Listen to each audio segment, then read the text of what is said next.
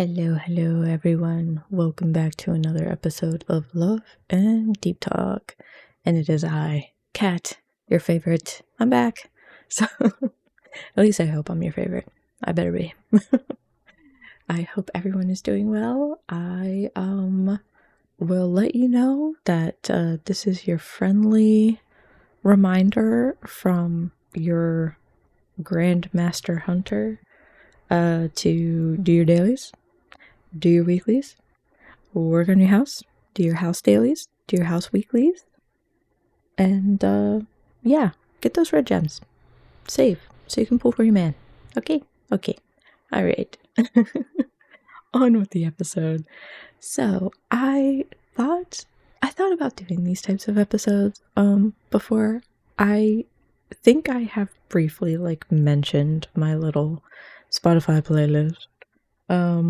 Hopefully future Cat who is going to make the descriptions for these episodes, or well, this episode, but for both YouTube and podcasting stuff, apps, will be smart enough to maybe put the link for the Spotify playlist. That might be nice of me. So here's to hoping. We'll see what happens. Part of me thought about maybe being able to play a little bit of the song in the first part of the episode and the last part of the episode. I am not sure, so we'll see what I decide later on. But anyway, I have kind of wanted to do episodes about this Spotify project document thing that I have, and kind of going through some of the songs and maybe what I have now for those lyrics, and maybe not all of it, but kind of the core stuff, you know what I mean? Just so that the episodes aren't 2 hours long. You know how we do it here. Yeah, so basically, for either those who don't know, or if past Cat just didn't really explain it much, wouldn't put it past me, is basically, initially Em and I, after we watched a ton of The Mist, oh my god, back in 2024, which is again so wild to say. I can't believe this game is 2 years old. No. So it was very close to when we all first started playing the game, and we did a myth marathon. I mean, we watched so many of them, and Em initially is the one who made a Spotify playlist and was it would be so cute to have songs that we kind of just listen to that aren't related to Love and Deepspace, but kind of remind us of it. And my brain lit up. This was actually the birth of the rats also, because this is when we made the joke. Because initially I made the joke that there's a hamster on a wheel just running continuously in my brain. And then because I like rat men, we were oh my god, no, wait, it's rats. And Emma's you just have a huge colony of rats in your head. And I'm yes. And it stuck. So anyway, so Emma's initially the one who made a Spotify playlist. And I just took off with it. I was oh my god, that's such a good idea. I really like that. Blah blah blah. And of course, this was a post-grad Cat, very newly out of college. Only been a couple months since I had graduated at that time. And oh my god, yeah, so true, because I was I definitely started Love and Deepspace came out after I graduated anyway, but at the school that I attended, because it's smaller, a smaller private college, they only have one graduation ceremony a year. So I literally graduated in December, but then had to wait until spring in order to do the ceremony. And because I was trying to think if I had the timeline right, and I was no, wait, I did, because I totally remember opening my phone up for Love and Deepspace, and Raphael was in my cafe, and I was oh my god, he's here for my graduation. So silly. And he was napping at one point, And I was like, oh, poor boy, he's just so tired. Because we had to stay up later or whatever. Anyway, so funny. So, yeah, so of course I had the bright idea of giving myself like a new project, which I tend to do a lot. um, it's the Aries in me, I guess. But to start like a new project and like, oh, this would be so much fun, so much literary analysis, la la la la la. And it's like double literary analysis because I have to analyze the game and then analyze the lyrics of these songs. And I'm like, fuck me. So, I took off with it. I was coming up with song after song after song to put into this playlist. At this point, it has 67 songs on it, so it's about a little over 4 hours in runtime. And yeah, what the criteria for this playlist is very much like somber music. There's like one or two songs that maybe aren't as somber. They're still kind of somber, but maybe in a little less than some of the others. And then the lyrics, I had to be able to relate them to at least one of the guys, if not all of the guys, whether through like their myths, which is a lot of it, or like through other memories, right? And what happened along the way was I got to a point where I felt like I needed to watch all of their memories, like the kind of like 4 stars and like 5 stars and stuff like that, in order to get like any of the information that I would need to like properly analyze some of this stuff, right? And what's funny is that started the Google Doc. So I have a Google Doc with like a lyric analysis because by the third song, and this is a song that I'm gonna like talk about today, but by the third song, I was like, I need to be able to explain to people exactly why I chose everything, right? Why I chose what I chose, and yada yada yada, right? So then I also had to like take notes on like memories to be like to keep things straight and to have stuff to relate back to with these lyrics and things like that. So then that also led into my ridiculously unhinged like Google Doc of Love and Deepspace. I mean, this thing is wild. Like Google Docs is having trouble loading sometimes because of that document because there's so much gold in there. But anyway, so this, oh my goodness, this entry, I can't even remember the last time that I like pulled this up, honestly. I'm trying to see if I can like see when the last was that I edited like this one. I think it was like relatively early into the life of the Spotify playlist. So it's been a while, and some things get recontextualized or might change, or we get more information, or I'm like, oh hey, like this is what I'm working with, and then some things get filled into the blanks and that has not been updated, and that's fine. This was just like a fun exercise for me to do, right? The issue is that I haven't gone back to in a while simply because of like, oh my god, them just constantly coming out with memories and my brain, and working full-time sucks ass. So, especially at a job that I don't particularly like, but it is what it is. So, anyway, the song is If East is East and West is West by Citron Paint Samuel, and I love this artist. Oh my gosh, I was following him when he had like maybe 100 followers on Spotify, and like it was like maybe like 200 like monthly listeners or something like that. And I know him from this one band called Sea in the Sky, who I also very much love, and I'm like, oh my god, please come to my state. Why must you only perform in the redacted state? This is going to be a running joke. So yeah, like I love that band too. I think there's like one or two songs from that band as well that I have in this playlist. And so the singer Satron Payne Samuel, so this is like his kind of like solo stuff, apart from Seeing the Sky.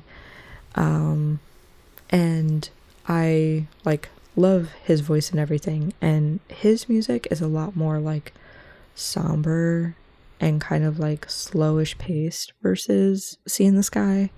So I love both sounds, like I love both groups, but yeah, so I love this song basically. And oh my god, when I listened to it, like I was listening to the song and I was like, holy shit, this is just Xavier, especially in Shooting Stars. And here's the thing, I find it very relevant to talk about this song because, you know, the episodes for Shooting Stars like are out and everything.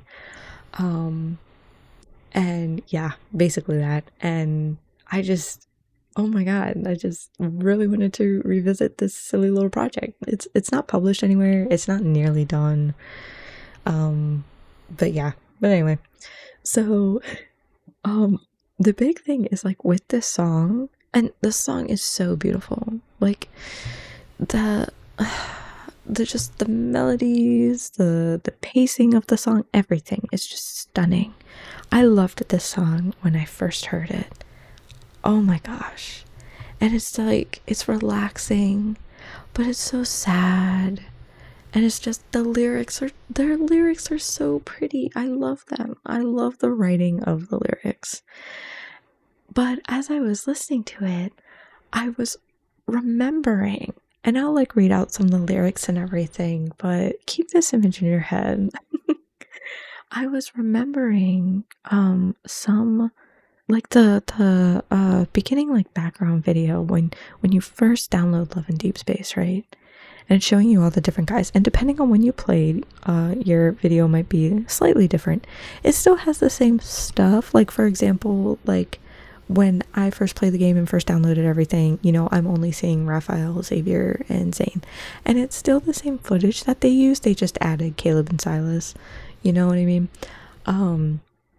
But so, you know, the scenes where like Xavier's running his fingers over all the spines of these like CD cases, and like it seems like I'm pretty sure, because I have Orm Pass, I've had it for forever, so I have currently it's Fireworks Val, of course, as my like load screen. So oh, so it's been a little bit, but yeah, I'm pretty sure like he picks out a CD, and like in my mind, and remember M is the Xavier fan and lover and everything, so so it's funny because a lot of times when we talk in context of like the game and the guys, like instead of sometimes like we interchange MC, but like if we feel like MC isn't really doing what we might do, then we'll separate ourselves from MC.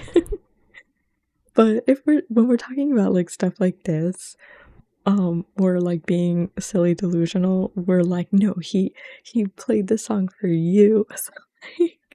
So in my mind, I was like, oh my god, like I could see that like Xavier like found this song, right? And so he has like the album, he has the CD and stuff like that. Or he burned the CD because Satron Payne Samuel, I don't know if these songs are out in like an album. On Spotify they are on albums, but like I don't know if they're like physical albums or not, but I do know that at least the last time I checked, has been a while, Satron Payne Samuel does have a Bandcamp, which is wonderful. I have been meaning to buy this song for like forever. I need to just do it and stop being a little loser. But yes, so I could just see like Xavier buying the album, or like if he had to, like buying it off of Bandcamp and then like burning it onto a CD. So analog. So 2026.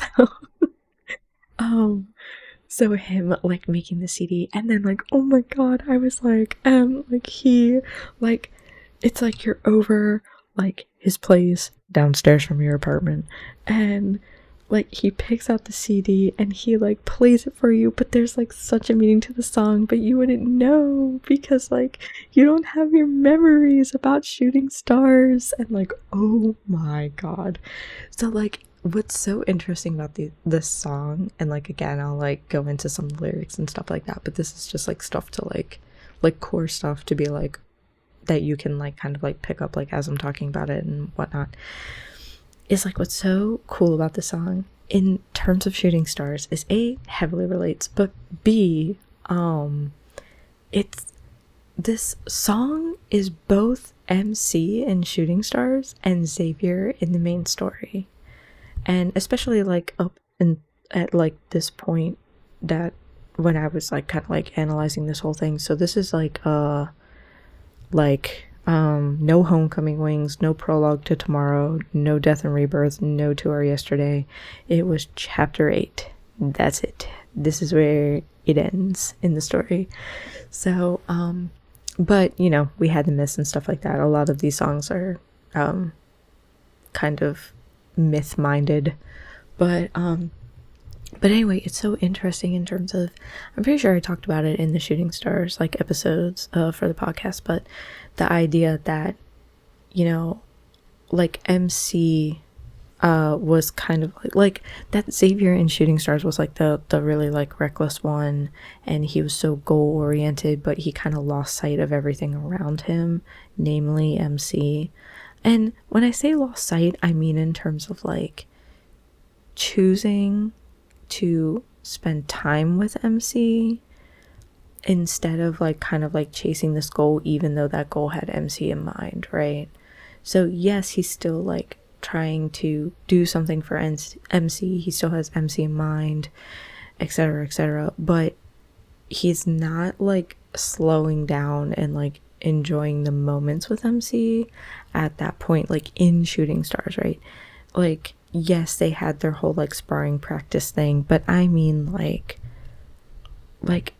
not leaving MC and not making MC feel like they're constantly being abandoned and like stuff like that, you know what I mean?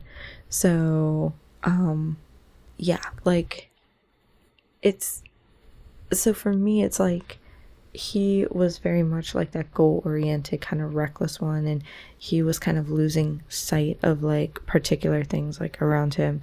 And then in the main story, that's MC, right? Like MC's very goal-oriented, very focused on like Ever and finding out about the Aether Core and everything, right? That at least in the main story, sometimes it seems like she loses focus on like the guys or taking care of herself, or you know, trying to like really enjoy some of life's moments and whatnot. Like she's so like, if you give her a breadcrumb about Ever, she will eat that shit up, right? And then when it comes to like Shooting Stars MC and main story Xavier and how they relate, is that they're the ones who wait, and like they're the ones who kind of get like left in the dust, mostly Shooting Stars like MC. And she even feels that way, like she says that she feels that way, right? The whole like my star has left me, and like her kind of like almost begging Xavier to like take her with him or to not go, stuff like that. And like Xavier definitely seems like he's adopted Shooting Stars like MC, like being like, no, I'm always going to be here for you, like even when it's painful, even when you're not fully focusing on me, like you're really focusing on your goal, and sometimes I get left behind because of that, but I'm still going to be here, right? Like Shooting Stars MC, regardless of everything, like she still stayed at Starfall Forest, you know, and waited for Xavier when no one else did. And Xavier kind of does that for MC in the main story, right? Which is so sweet, but it's also like so sad because I feel like part of it is like guilt driven. And then of course I have the whole theory that like he never found a way to like save MC, so now that's why he's so focused on like the time that they have and trying to make that time meaningful and relaxing and good before the bad happens. You know, it's so sad. Which that was kind of sort of confirmed in his third time lock for the To Our Yesteryear like stuff happening, like event and stuff like that.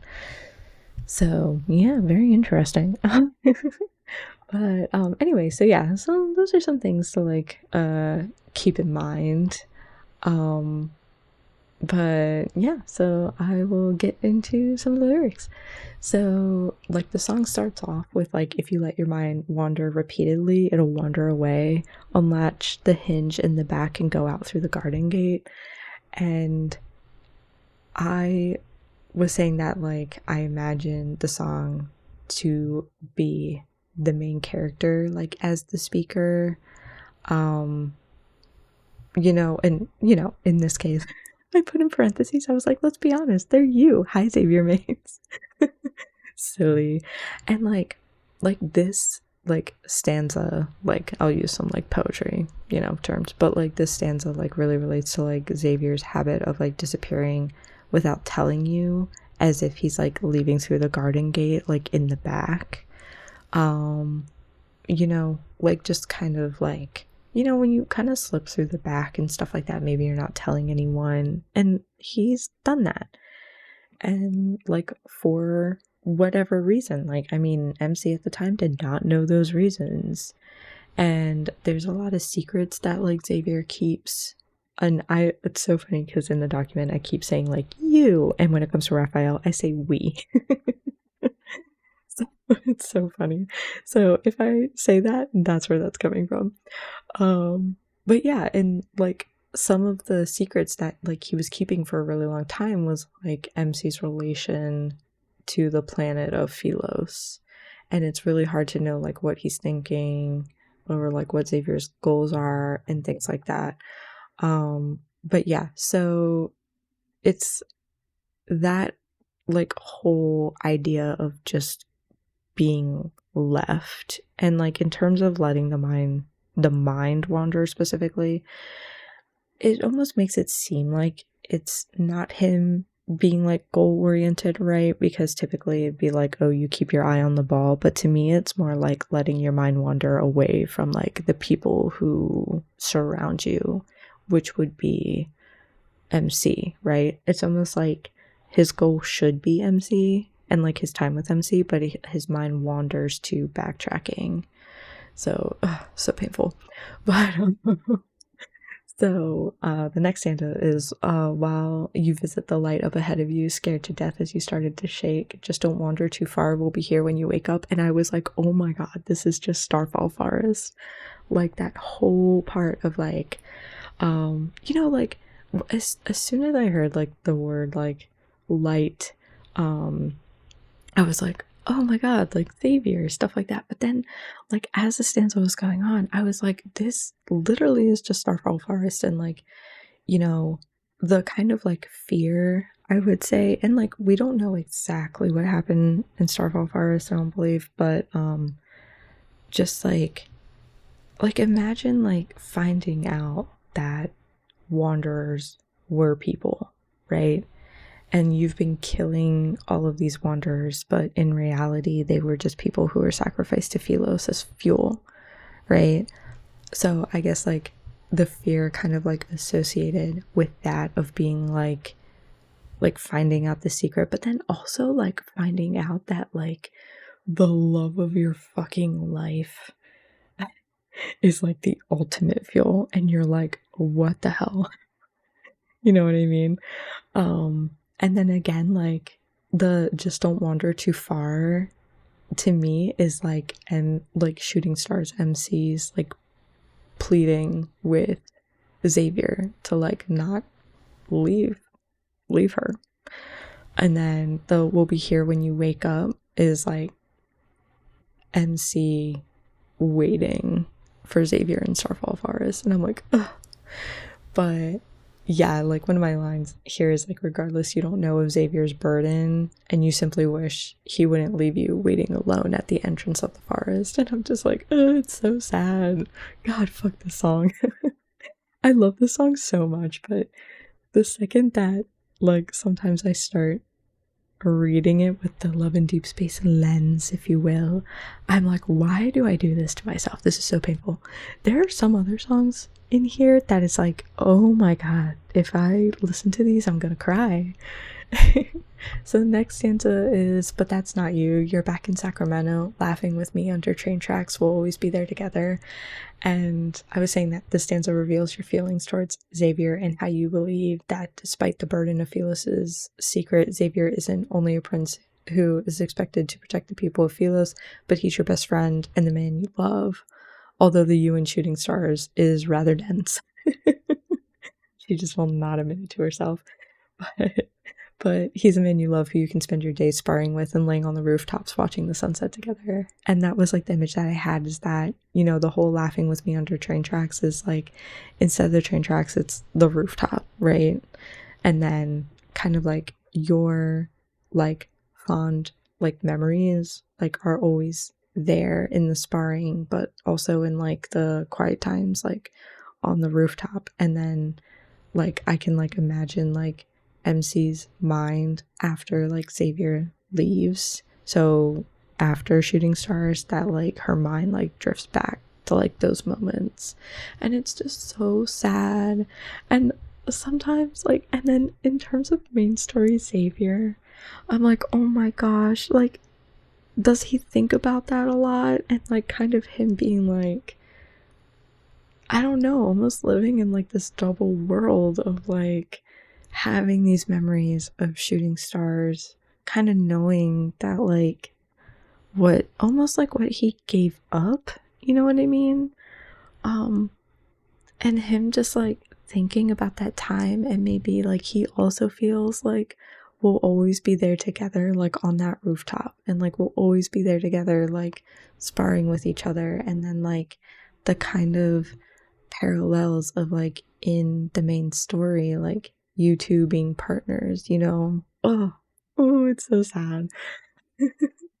So the next stanza is, if you need to be on your way elsewhere, I really just want you to know I'll love you wherever you go. Oh my god, those lines are so beautiful. But it's, oh god, again, it's so Shooting Stars MC. Like, oh my gosh, just her constantly just thinking about Xavier, just wanting him to be safe, wanting him to return to her, like being there for him, even though she feels like he constantly abandons or he constantly lies. Like she has a line that says he lied and he lies and he lies and he lies, and it's just like, oh my god, it's so sad.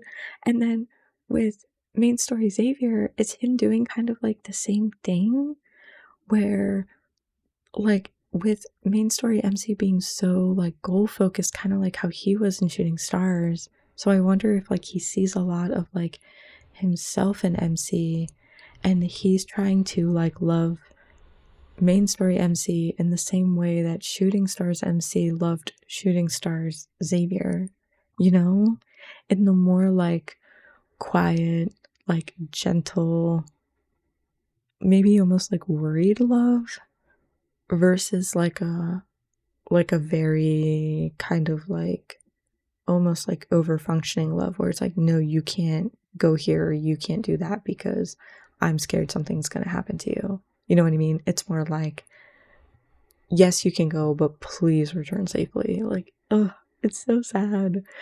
But such beautiful lines. And then next stanza, if you let your mind wander so easily, it'll wander too fast. Think ahead all your life. At the end, find yourself in the past. Sorry.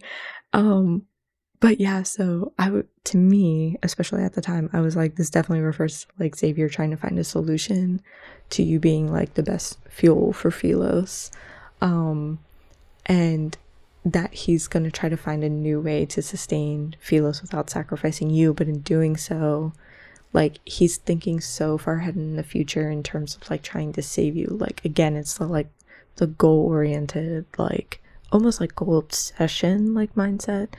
And but because he's thinking about this so much and thinking so far ahead into the future, he's just constantly repeating the past, and like he constantly finds himself in the same situation.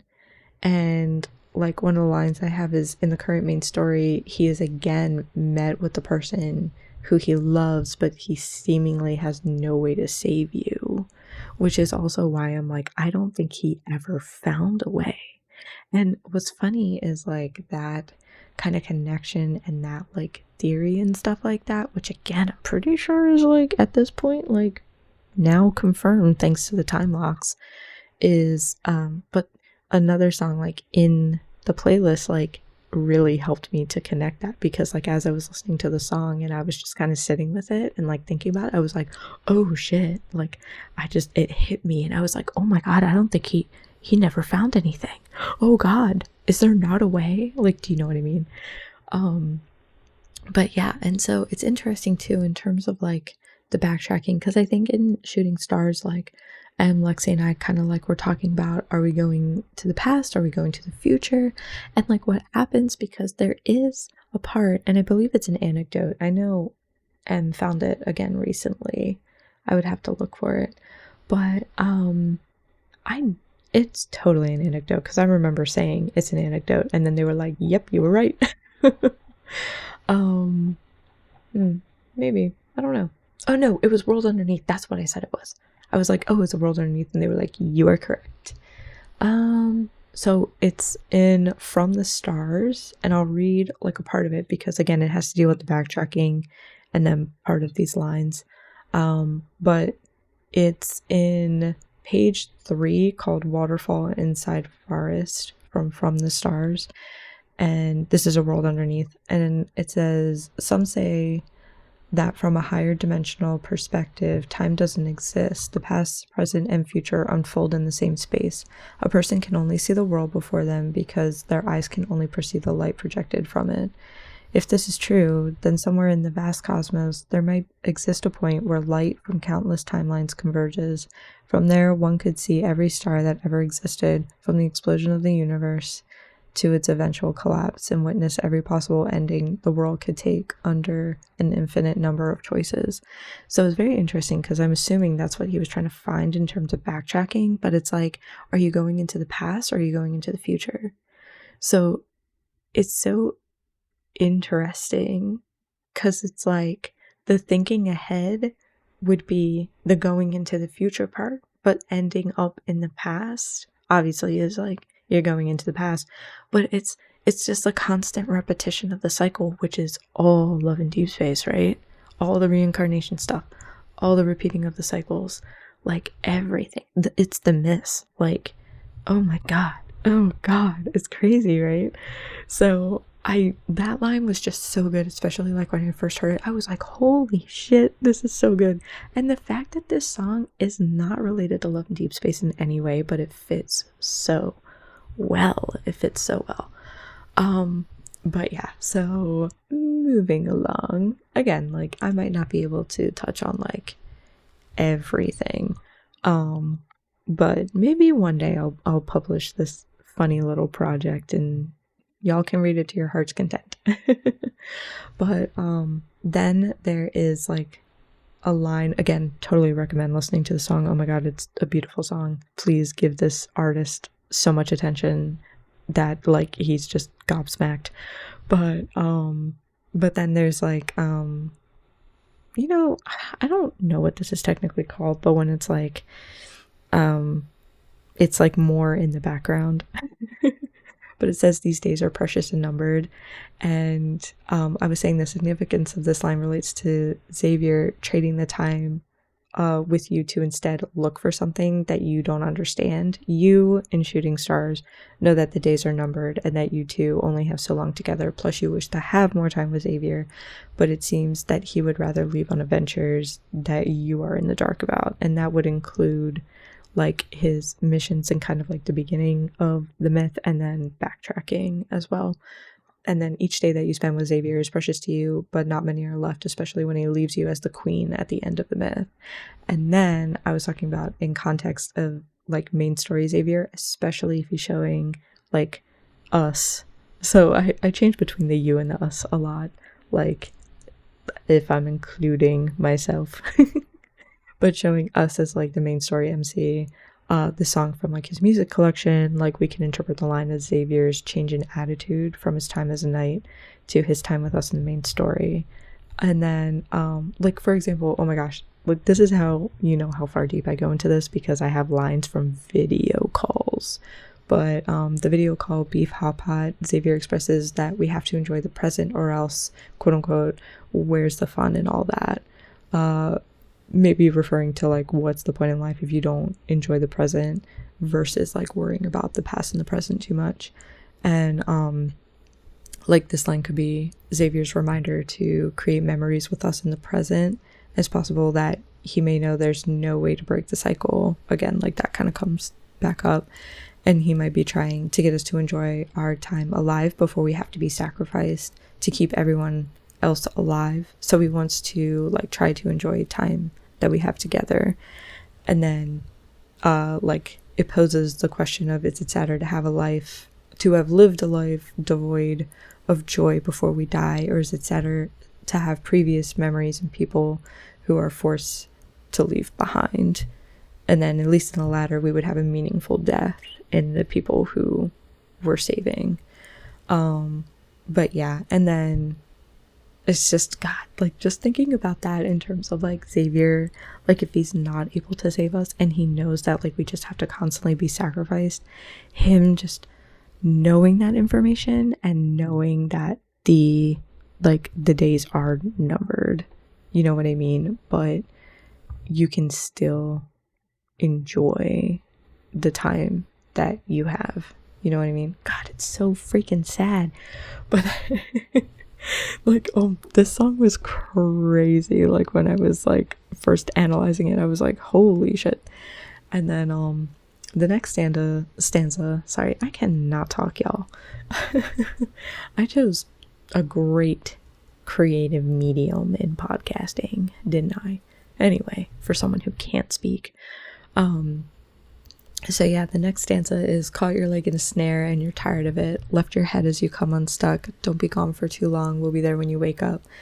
And then I kind of related this to Xavier's struggle to find a different solution to the problem of Philos and sacrificing you, and the snare could refer to Xavier's father as part of an obstacle, and it could refer to other obstacles that we don't know about, or even Xavier's responsibilities as a prince and to the people of Philos. Each obstacle would slowly chip away at his resolve to continue the journey or find a solution that would benefit everyone. So not just MC, so not just us, but everybody. Him losing his head might also relate to the desire to run away to Uluru with you and abandon everyone on Philos, which he does mention in the Shooting Stars like myth, which is wild. Like it was just, I totally get it and I do not fault him for it, but I was just like, wow, you know what I mean? Like, oh my gosh. And I totally understand the desire to do that, to just kind of like run away and choose the easier solution. And it is a much easier solution.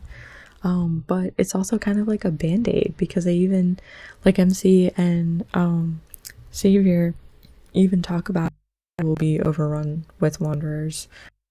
Continuing on, I was saying that even though he ultimately decides to stick to his path of finding a way for you to live, Xavier still dreams of running away with you. Regardless, you'll always wait for him.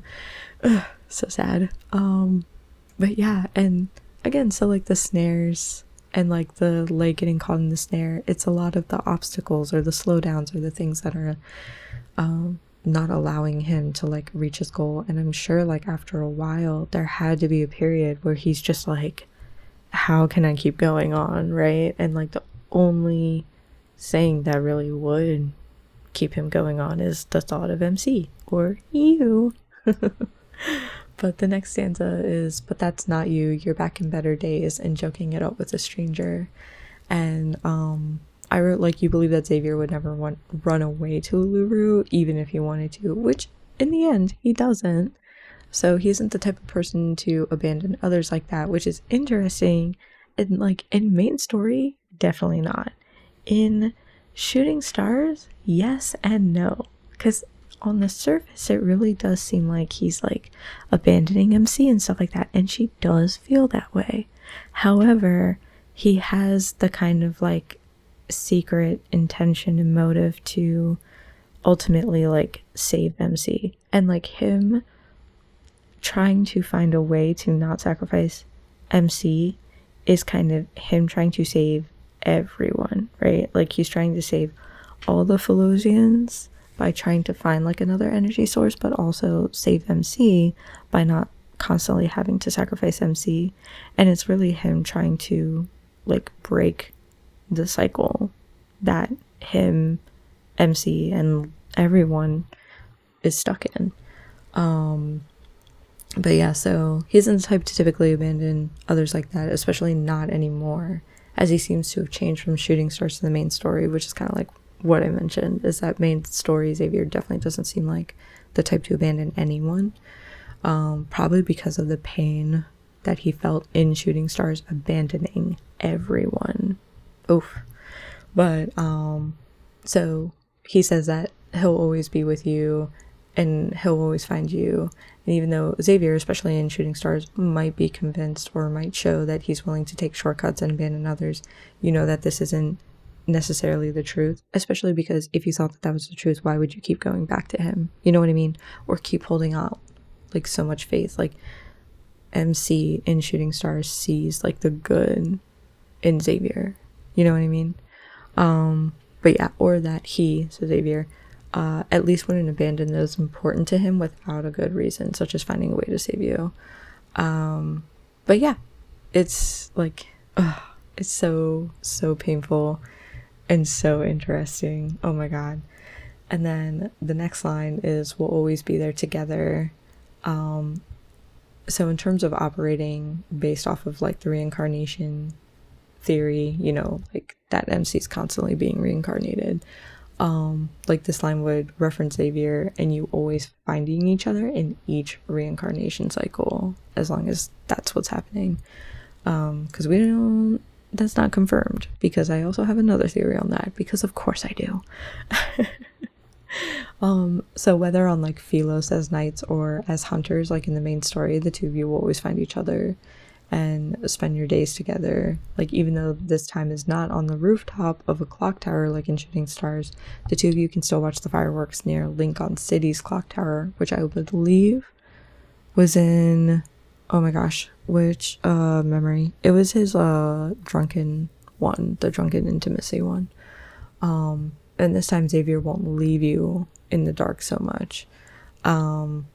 But yeah, I'm pretty sure the Lincoln Tower one is the drunken one. I just can't remember the name of that memory right now.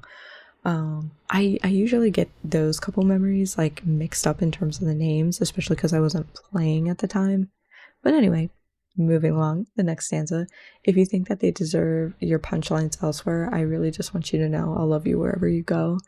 And it's just sad because sometimes I wonder if Xavier, like, and the other guys, like the other love interests, would be better off without us. You know? It makes me so sad.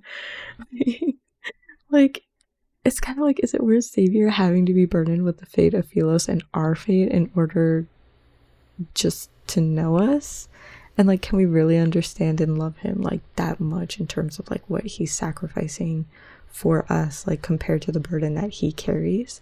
And if the answer is no, then it might be best for Xavier to find a new life instead of trying to find our reincarnations and trying to save us every time. And is it worth all that pain? Like, how many times has he tried and has he failed? And instead, would it be best for us to love him, or would we still love him since we would have no memory of him as we enter a new reincarnation cycle? But is it best for us to love him from afar while we allow him to have a happy and carefree life?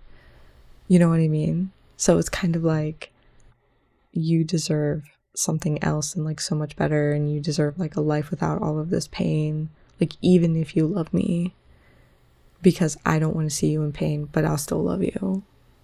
Ugh, it's so like complicated and like complex, you know what I mean? but yeah, and that's it. But that's the end of the song.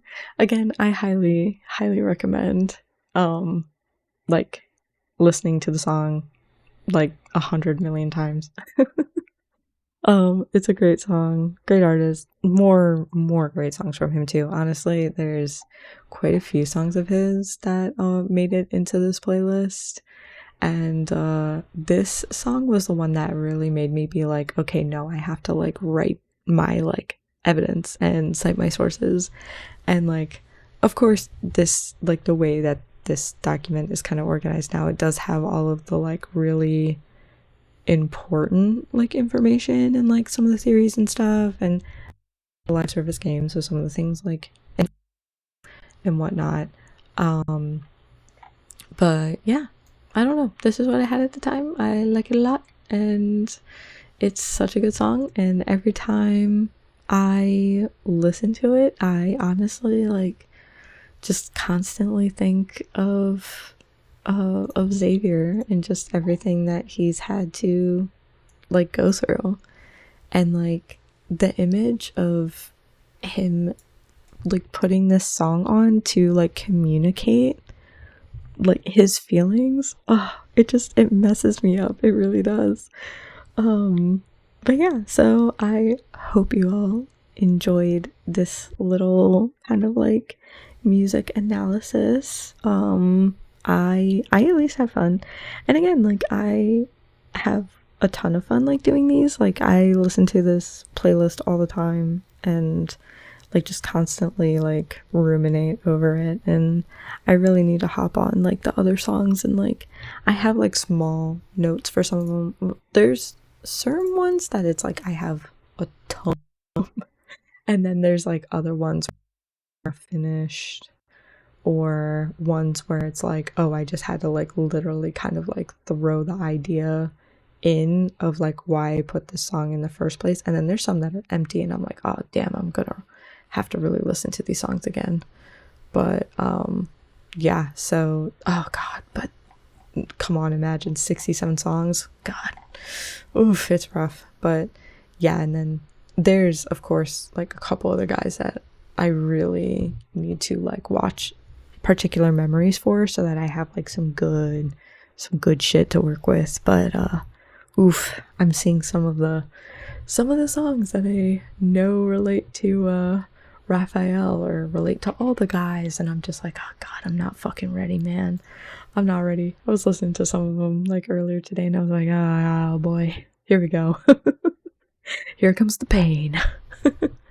But yeah, but anyway, I hope that you enjoyed this little like song analysis. Again, please, please, please, please, East and West is West by Sotron, because it's such a good song, and like I really wonder and hope that you'll kind of see what I am like going for, and like how I got the ideas, and like where the connections are, and that I'm just not fucking insane. At least like at least not the brand of insane where I'm just pulling shit out of my butt. It's more like I am the brand of insane where it's like, yes, you are right about this, but is this really what you do with your life? And it's like, yeah, boy. But anyway, I hope that you had a good time. Thank you so much for being here. I'm giving you a little cheek heart. I know you can't see it, but it's there. And I hope you got some dailies done, your weeklies, any in the house, whether Deepspace or what you needed to do. I hope you got some stuff done, or you just got to chill out and enjoy the show. But yeah, thanks for being here for this episode, and happy hunting. Do your dailies and weeklies, and save up so you can pull for your man or men's. I don't judge. Hey, I like all of them. Fuck. But anyway, I will see you all in the next episode. Goodbye.